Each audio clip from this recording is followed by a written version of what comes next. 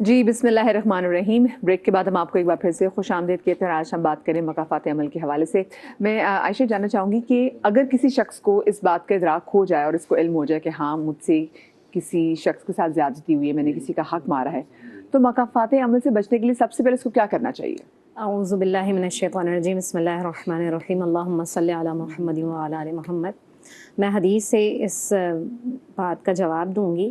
نبی پاک صلی اللہ علیہ وآلہ وسلم نے ارشاد فرمایا, کما تدین تدان, جیسا تم کرو گے ویسی تم نے بھرنی ہے. یہ حدیث مبارکہ کے الفاظ ہیں مستدرک للحاکم میں. اور پھر اگر ہم دیکھتے ہیں کہ کون سی چیزیں ہیں, پہلے تو ہمیں یہ ڈسکس کرنا ہوگا کہ وہ کون سے امور ہیں جن کے بدلے ہمیں دنیا میں ملتے ہیں. نبی پاک صلی اللہ علیہ وآلہ وسلم نے ارشاد فرمایا کہ اللہ تعالیٰ جتنی بھی گناہوں کی سزا ہے نا, ان کو مؤخر کر دیتے ہیں, تاخیر کر دیتے ہیں, دیر تک اجازت دیتے ہیں. آخرت میں اس کا بدلہ ملے گا, لیکن اللہ تعالیٰ دنیا میں بھی جس کا کی سزا دیں گے اور آخرت میں بھی اس کا بدلہ ہوگا. ان میں سے ایک جو ہے وہ ماں باپ کی نافرمانی ہے. جو بھی اولاد اپنے ماں باپ کے ساتھ کچھ بھی برا کرتی ہے تو وہ دنیا میں بھی اس چیز کو بھگتے گا جو کچھ اس نے زیادتی کی ہے, تکلیف دی ہے, پریشان کیا, زبانی تکلیف دی, تو اور وہ آخرت میں بھی اس کا بدلہ اسے دینا ہوگا. جس سوال کی جانب آپ نے اشارہ کیا نا, اس میں دو طرح کی سچویشنز ہو سکتی ہیں. یا تو کسی نے کسی کے اوپر بہت ظلم کیا ہو, ٹھیک ہے, اور دوسری چیز ایک اور ہے, اور یہ ہم بہت نارمل لیتے ہیں دنیا میں.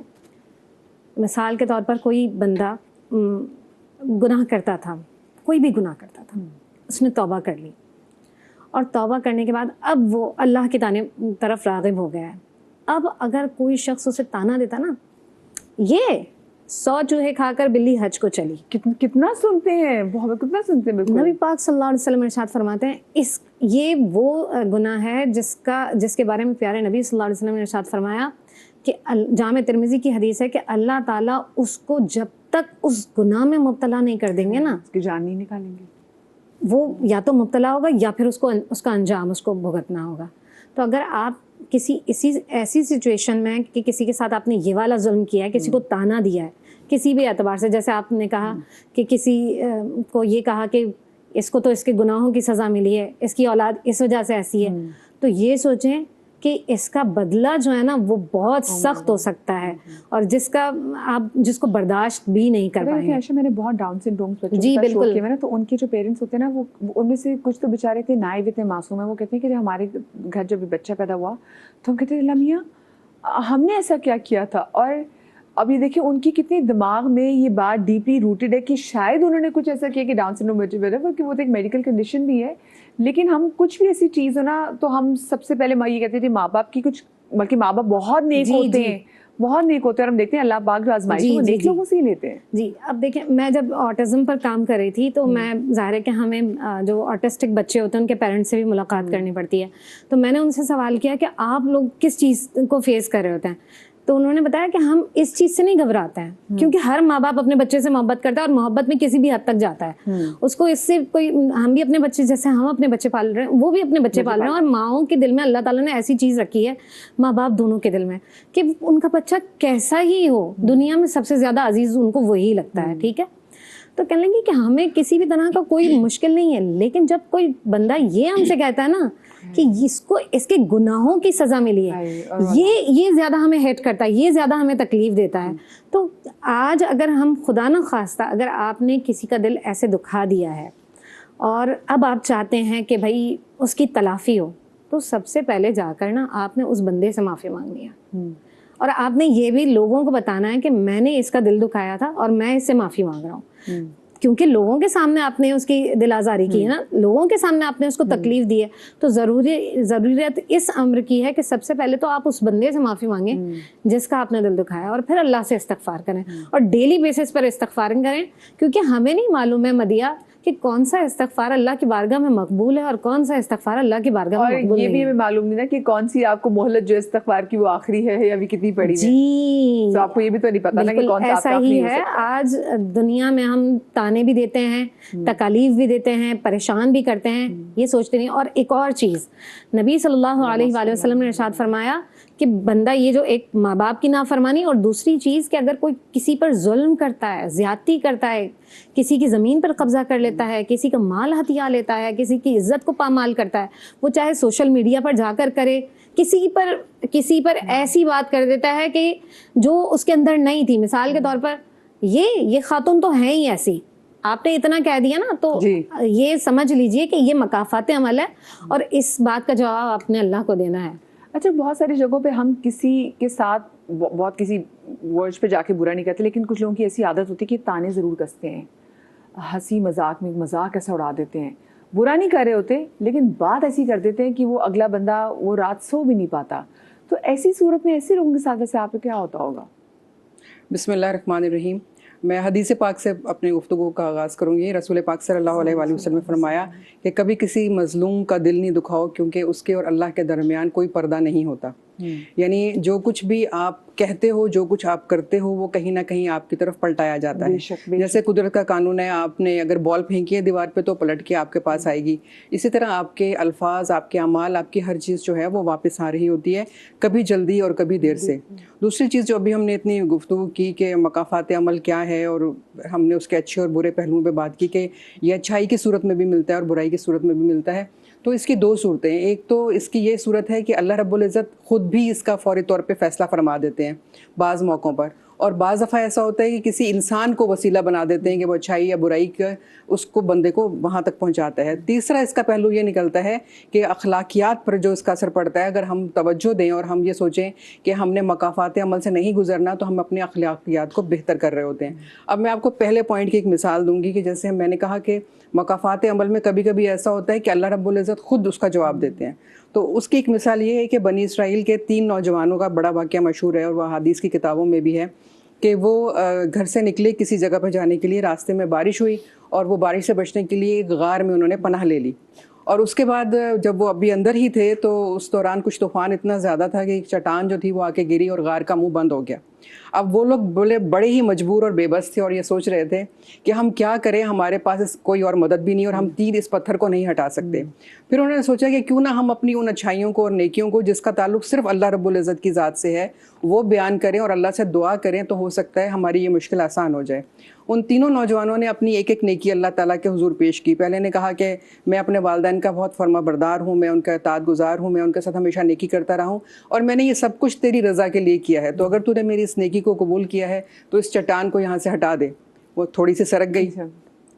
دوسرے نے کہا کہ اللہ تعالیٰ مجھے ایک بعض دفعہ ایسا بھی موقع ملا گناہ کرنے کا کہ ظاہر ہے کہ میں اس کو بڑی آسانی سے کر سکتا تھا، لیکن میرے دل میں خوف آ گیا تیرا کہ تو مجھے پکڑ نہ لے. تو اس پکڑ سے بچنے کی خاطر اور تیری رضا کی خاطر میں نے وہ گناہ نہیں کیا، تو میری اس نیکی کو قبول کر لے اور یہ اس پتھر کو ہٹا دے. پتھر اور سرک گیا. تیسرے نے کہا کہ پروردگار مجھے میرے دوست نے کچھ پیسے رکھوائے تھے اور وہ بہت عرصے تک میرے پاس نہیں آیا، تو میں نے ان پیسوں کو انویسٹ کیا اور یہاں تک کہ اس سے میں نے بہت سارا منافع کمایا. لیکن جب بہت عرصے کے بعد میرا وہ دوست واپس آیا تو میں نے منافع سمیت اس کی وہ پوری قیمت واپس کر دی، اور اس لیے واپس کر دی کہ تو گواہ ہے اور تو دیکھ رہا ہے اور مجھے تجھے جواب دینا ہے. تو میری اس نیکی کو قبول کر کیونکہ میں نے تیری خاطر کی تھی، اس پتھر کو ہٹا دے. چٹان ہٹ گئی. تو ایک تو یہ طریقہ کار ہے کہ اللہ رب العزت خود جواب دیتے ہیں. پھر جیسے قارون کا واقعہ قرآن میں ملتا ہے، ہمیں ابرہہ کا واقعہ ملتا ہے کہ وہ آیا تو اللہ تعالیٰ نے خود جواب دیا کہ ابرہہ جب آیا اور ہاتھیوں کو لے کر تو اللہ تعالیٰ نے کس طرح سے چھوٹے پرندوں کو بھیج کر اور اس کو نیست و نابود کر دیا. قارون کو جو ہے جی بالکل، اور قارون کا کہ وہ پورے اپنے تمام تکبر سمیت اپنی چیزوں، اپنے خزانوں سمیت زمین بوس ہو گیا. تو یہ تو وہ چیزیں ہیں جو اللہ رب العزت خود کرتے ہیں، اور یہ اس کی ایک فارم ہے. ایک فارم یہ ہے کہ جب بندہ جو ہے وہ وسیلہ بن جاتا ہے اور اللہ تعالیٰ کسی بندے کو بھیجتے ہیں اور پھر وہ کسی طریقے سے اس کو جواب دے رہا ہوتا ہے. اس میں ہم ایک مثال میں آغاز کروں گی ام المومنین حضرت خدیجۃ الکبریٰ رضی اللہ تعالیٰ عنہ کے حوالے سے. سب سے بڑی مثال ہے اور اس سے بڑی کوئی مثال ہو نہیں سکتی. جب نبی کریم صلی اللہ علیہ وآلہ وسلم پر پہلی وحی نازل ہوئی اور آپ کچھ خوف کی حالت میں تھے اور آپ ہماری ماں ام المومنین کے پاس آئے اور آپ نے فرمایا کہ مجھے اپنی جان کا خوف ہے. یہ ایک بہت بڑا جملہ تھا. تو اس وقت ہماری ماں نے یہ کہا کہ آپ کیوں گھبراتے ہیں، اللہ تعالیٰ آپ کو کبھی تنہا نہیں چھوڑے گا. کیونکہ آپ صلہ رحمی کرتے ہیں، آپ لوگوں کے کام آتے ہیں، آپ ناداروں کا کام کرتے ہیں، آپ جو معذور اور کمزور لوگ ہیں ان کے آپ بوجھ اٹھاتے ہیں، آپ حق کے لیے ڈٹ جاتے ہیں، اور آپ جو کوئی مصیبت میں ہوتا ہے اس کے لیے کھڑے ہو جاتے ہیں. یہ وہ تمام نیکیاں ہیں جس کی وجہ سے اللہ تعالیٰ آپ کو صلہ دے گا، اور یہ صلہ ایسا ہوگا کہ نہ وہ آپ کو تنہا چھوڑے گا، نہ وہ آپ کو رسوا کرے گا، اور نہ کسی خوف میں مبتلا کرے گا۔ تو یہ ایک وہ مثال ہے کہ جو بندے کے ذریعے اللہ رب العزت جو ہیں وہ کس طرح سے جو ہے نجات دیتے ہیں، یا اس کو صلہ دیتے ہیں، یا اس کو بدلہ دے رہے ہوتے ہیں۔ تیسری چیز جس کا میں نے ذکر کیا وہ ہے انسان کے اخلاقیات۔ جب ہم مکافات عمل کو اپنے اوپر لازم کر لیتے ہیں کہ ہم نے اپنے اخلاق کو بہتر کرنا ہے، تاکہ ہمارا کوئی بھی کہا ہوا لفظ، ہمارا کوئی بھی کہا ہوا لفظ کے علاوہ ہمارا عمل، ہمارا کوئی بھی فعل ایسا نہ ہو جو پلٹ کے ہمارے اوپر آئے، تو ہم ایک ذمہ دار انسان بن جاتے ہیں۔ اور ذمہ داری کا احساس ہمیں دلاتا ہے کہ ہم نے کسی پر، جیسے ابھی بات ہوئی کہ کسی کو برا نہیں کہنا، بہت دفعہ ہم لوگ لعنت بھیجتے ہیں، تو اس کے بارے میں رسول پاک نے فرمایا کہ اگر تم کسی کے اوپر لعنت بھیج رہے ہو اور وہ اس قابل نہیں ہے کہ اس پہ لعنت بھیجی جائے، تو وہ پلٹ کے تمہارے اوپر آ جاتی ہے۔ تو اس لیے جب ہم کسی کے لیے برا لفظ کہتے ہیں، کسی کی برائی کرتے ہیں، تو یہ سوچ لیں کہ اگر وہ ایسا نہیں ہوا تو وہ پلٹ کے ہمارے پاس آ جائے گا۔ تو یہ تیسرا پہلو ہے جو مکافات عمل کا ہمیں سکھاتا ہے کہ ہم نے اپنی اخلاقیات کو بہتر کرنا ہے، بہت ضروری ہے۔ تو بھائی میں یہ جاننا چاہوں گی کہ دیکھیں، جیسے ہماری بہن عائشہ نے بات کی کہ وہ شخص جو ماں باپ کے ساتھ برا کرتا ہے تو اس کے ساتھ اس دنیا میں بھی برا ہوتا ہے، اور پھر آخرت میں بھی جو ہے وہ اس کے سامنے تو وہ آئے گا ہی آئے گا۔ اس کے علاوہ ایسے اور کون سے گناہ ہیں جو اگر ہم دنیا میں کرتے ہیں تو اس کو دنیا میں انجام ملے اور آخرت میں تو ملے گا۔ ساتھ میں ذرا چاہوں گی کچھ کیونکہ مکافات عمل کے جو کانوٹیشن ہے وہ تھوڑی نیگیٹو ہی ہو گئی ہے۔ ہم لوگ بہت سے لوگ ایسے کہ جو بہت زندگی میں اچھا کر رہے ہیں اور وہ بھی منتظر ہیں کہ اللہ میاں ہم اتنی نیکی کر رہے ہیں، ہمارے آگے کب آئے گا، کیا دنیا میں بھی آئے گا یا آخرت دنیا میں۔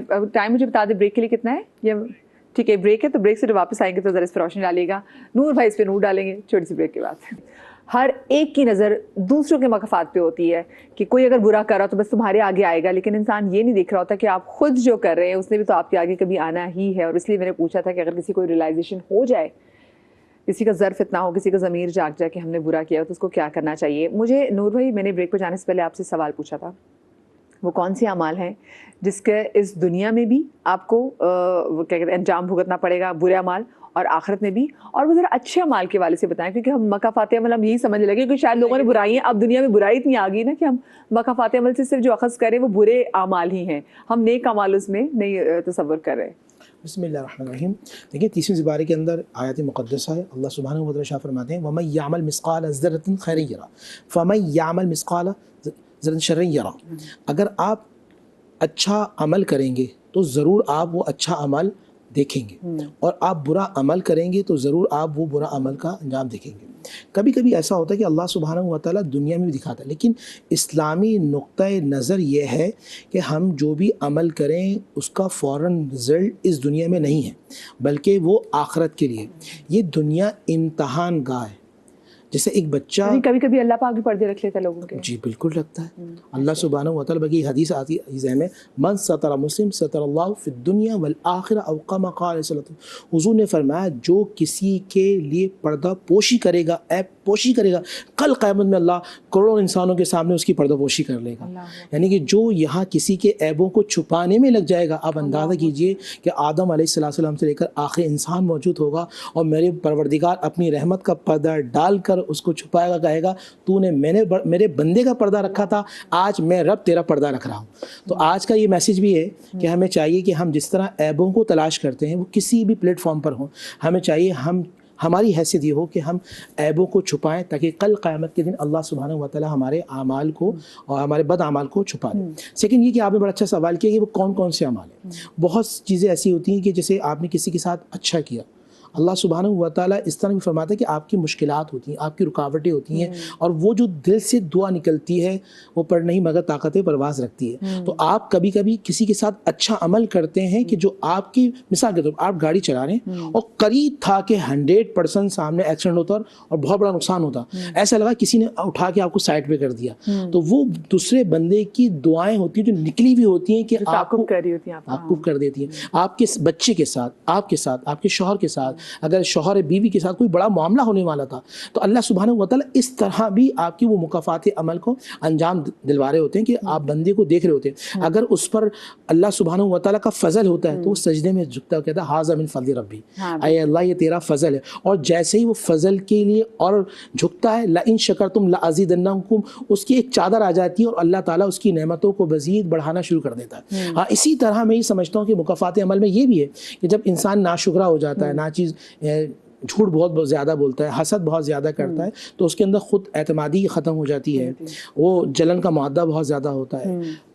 جھوٹ بولنے والا، حسد کرنے والا، اس طرح کے جو لوگ ہوتے ہیں دیکھیں وہ یہاں بھی ذلیل ہیں اور کل قیامت۔ ذلیل کا مطلب یہ ہے کہ اللہ نے اپنی رحمت سے رسوا ان کو نکال دیا۔ ابھی ایک جو بات کر رہی تھی نا مجھے بڑا اچھا لگا کہ لعنت کے حوالے سے آپ یہ بات کر رہی ہیں، آپ کا سوال اس میں آ جاتا ہے لعنت کا مطلب کیا؟ ہم سمجھتے ہیں کہ بھائی تم پہ لعنت ہو، نعوذ باللہ تم پہ لعنت ہو۔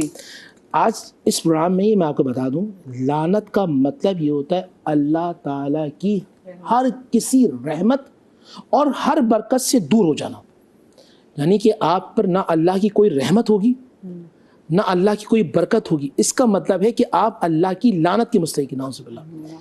تو یہ بڑا ایک عجیب معاملہ، ہم چلتے اٹھتے بیٹھتے کسی کو بھی انجانے کے اندر لعنت کہہ دیتے ہیں، تو اس سے بھی ہمیں خیال کرنا چاہیے۔ ہاں پازیٹیو پوائنٹ آپ اس پہ آ جائیے، آپ کوئی اچھے اعمال کرتے ہیں تو کم سے کم یہ کہ آپ کو یہاں سکون ہوتا ہے، اور جو بندہ مومن عمل کرتا ہے وہ کل قیامت کے لیے کرتا ہے کہ مجھے اللہ سبحانہ و تعالیٰ کا دیدار کرنا ہے، مجھے رحمت للعالمین کا بروز محشر دیدار کرنا ہے، مجھے لوح ہم کے نیچے کھڑا ہونا ہے، میں جن کے لیے زندگی گزار رہا ہوں مجھے ان کو سامنے پیش کرنا ہے۔ اس کا مطلب ہے کہ ہم پھر یہ سوچ کے اچھا عمل نہ کریں کہ ہمیں اسی دنیا میں اس کا ملے، ہم یہ سوچیں کہ لارجر انویسٹمنٹ کریں۔ بہت خوبصورت۔ تو اس کا مطلب ہے کہ پھر وہ جسٹیفائی نہیں ہوگا اگر ہم یہ سوچیں اللہ ہم نے اچھا کیا تھا ہمیں اسی دنیا میں کیوں نہیں ملا۔ تین عقیدے، پھر اس کا مطلب ہے ہمارا تو شکوہ کرنا بھی جائز عقیدہ نہیں ہے۔ توحید، عقیدہ رسالت اور عقیدہ آخرت۔ انسان کو جو سب سے بڑا اہم عقیدہ ہے وہ عقیدہ آخرت بھی ہے نا۔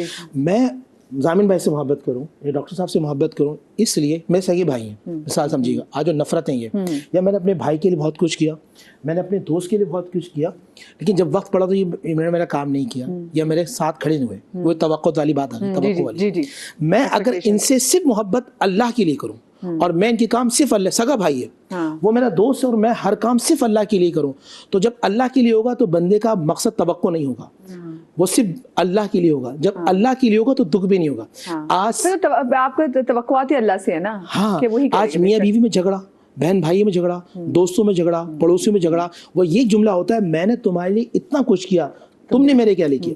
تو آج اس کا یہ ہے کہ آپ جی ذہن میں بٹھا لیجئے ہمارا جینا مرنا، وما خلقت الجن والانس الا ليعبدون قل ان صلاتي ونسكي ومحياي ومماتي لله رب العالمين۔ اے حبیب کہہ دیجئے تمہارا جینا مرنا اٹھنا بیٹھنا چلنا پھرنا سب اللہ للہ رب العالمین۔ جب ایک کانسیپٹ کلیئر ہو جائے گا اللہ کے لیے، اب دکھ نہیں ہوگا۔